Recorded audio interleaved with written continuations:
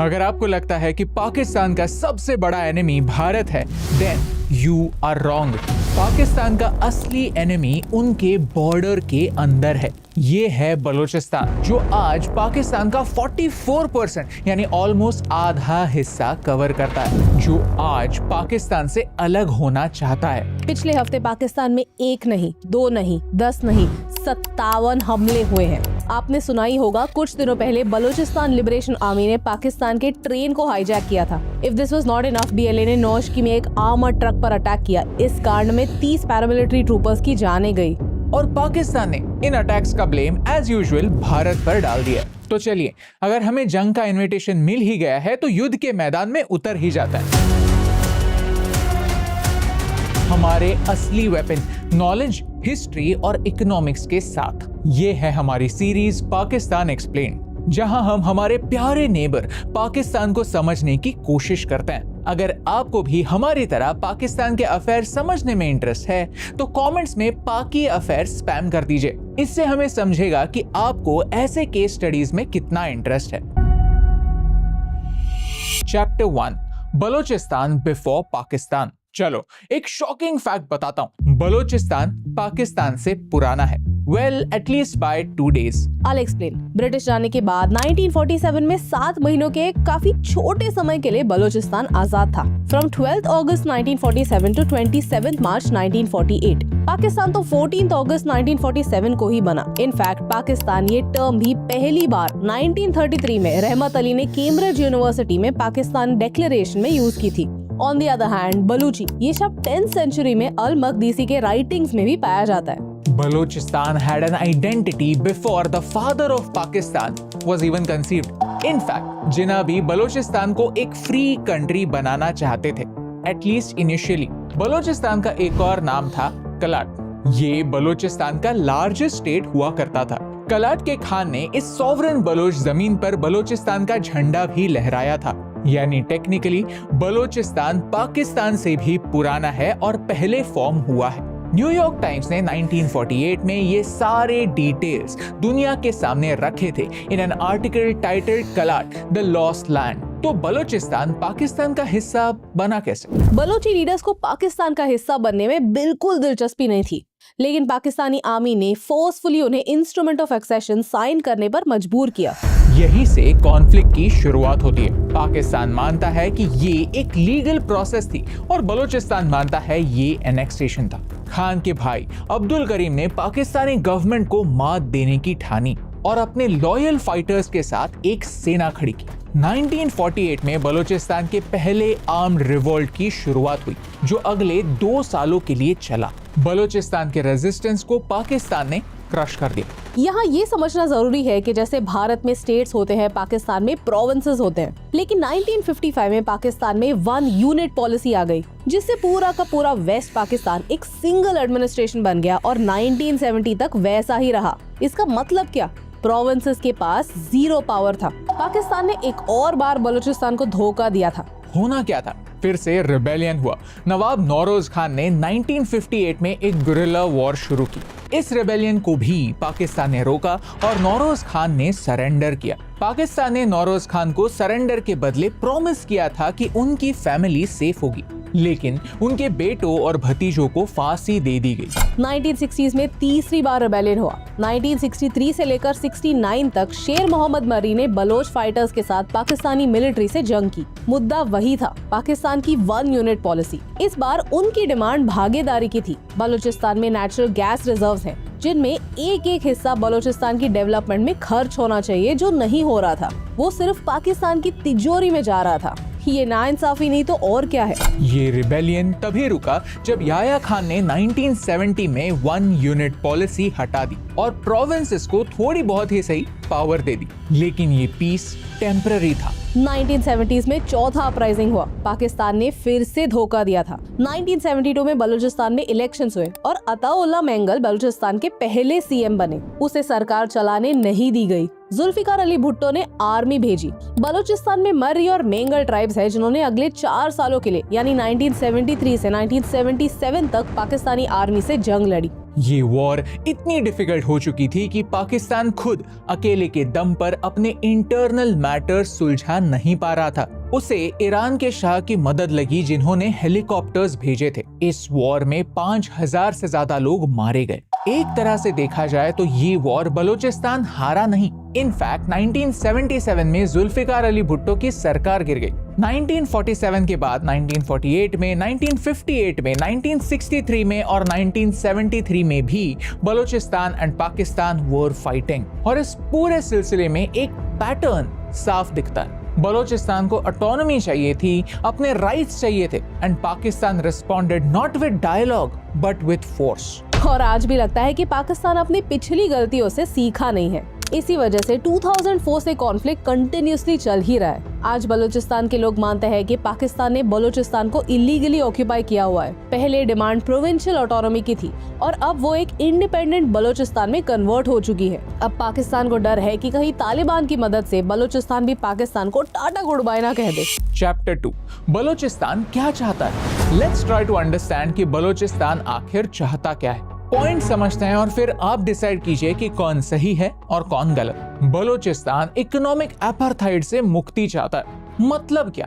बलूचिस्तान एक रिच प्रदेश है लेकिन फिर भी गरीब है, क्योंकि पाकिस्तान एक पैरासाइट की तरह बलूचिस्तान से लेता तो बहुत है लेकिन देता कुछ नहीं। बलूचिस्तान रिच है यानी नेचुरल रिसोर्सेस में रिच।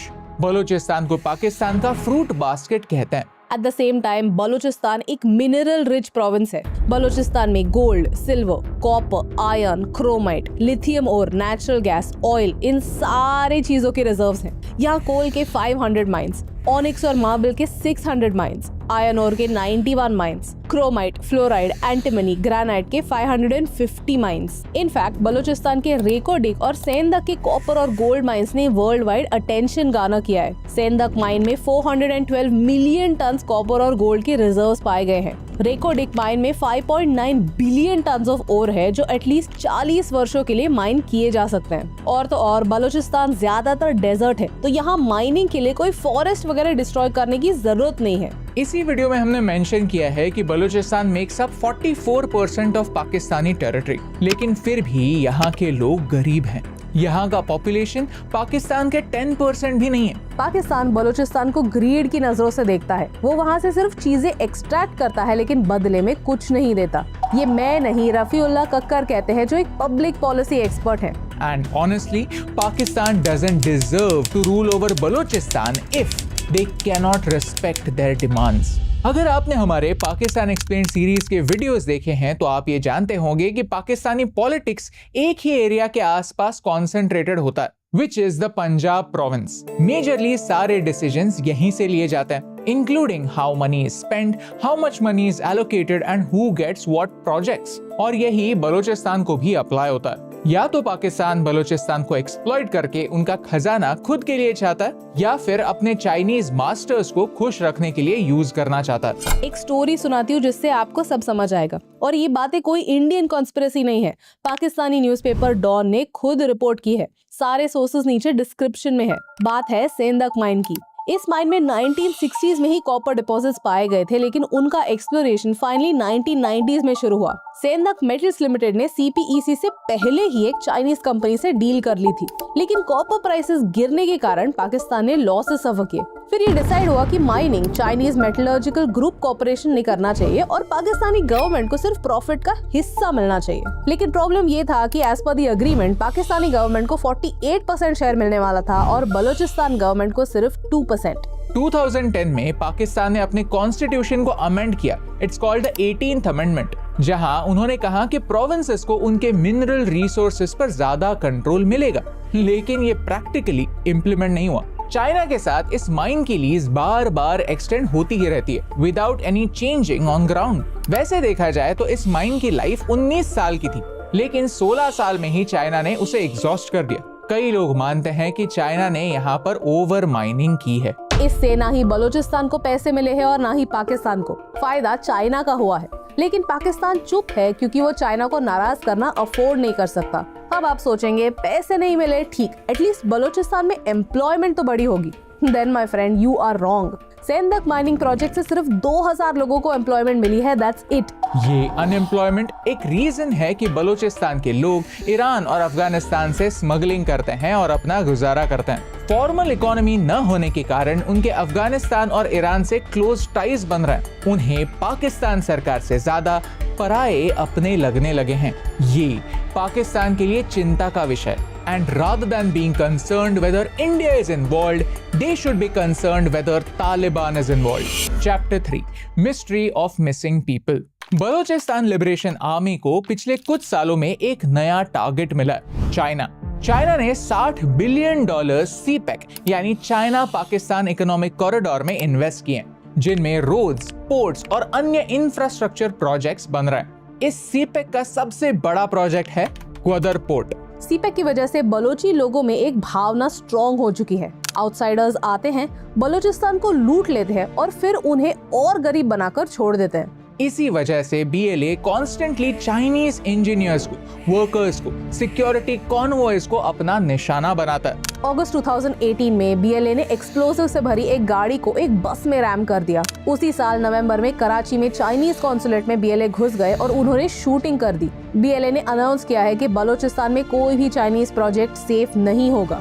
लेकिन यहाँ इकोनॉमिक एक्सप्लॉयटेशन के साथ एक और डरावना रीजन BLA देता है कि पाकिस्तान बलोची लोगों को गायब करता है और यूनाइटेड नेशंस भी इसे मानता है। उन्हीं का 2016 में एक रिपोर्ट आया था जो कहता है कि 14,000 लोग सस्पिशियसली गायब हुए हैं। पाकिस्तान सरकार कहती है कि 14,000 नहीं, सिर्फ 100 लोग ही गायब हुए हैं। पाकिस्तानी सरकार अपने किल एंड डंप मेथड्स के लिए इनफेमस है। अर्ली 2024 में हेडलाइंस बनी जब 100 से ज्यादा बलोच महिलाएं अपने बच्चों के साथ इस्लामाबाद पहुंची, एक सवाल लेकर, हमारे परिवारजन कहाँ है? सर्दी की ठंडी रातों में उन्होंने अपने बेटे, भाई या बाप की तस्वीरें उठाए रखी और सवाल किया कि वो कहाँ हैं। सरकार ने उनके साथ क्या किया, उनका कसूर क्या था? उनमें से ही एक थी नजमा, जिसका 20 साल का भाई बलाच तुर्बत से मास्ट आदमियों ने उठाया था।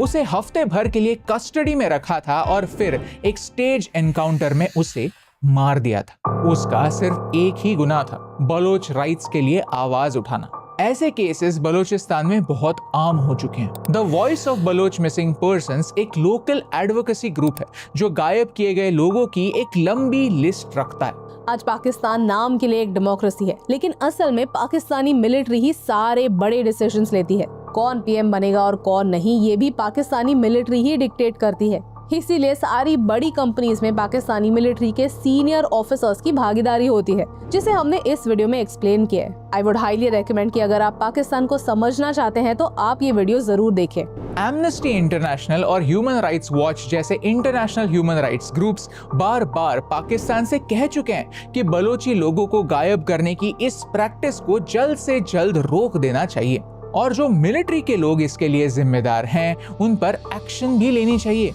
लेकिन आज तक सिर्फ 1 या 2 चुनिंदा लोगों को ही सजा हुई। मानो पाकिस्तानी मिलिट्री को स्टेट इम्यूनिटी प्राप्त है ताकि वो किसी भी तरह से बलूचिस्तान को कंट्रोल में रखे, क्योंकि पाकिस्तानी इकोनॉमी पहले ही बहुत सफर कर रही है और ज्यादा प्रॉब्लम्स हुए तो पाकिस्तान ही कोलैप्स कर जाएगा।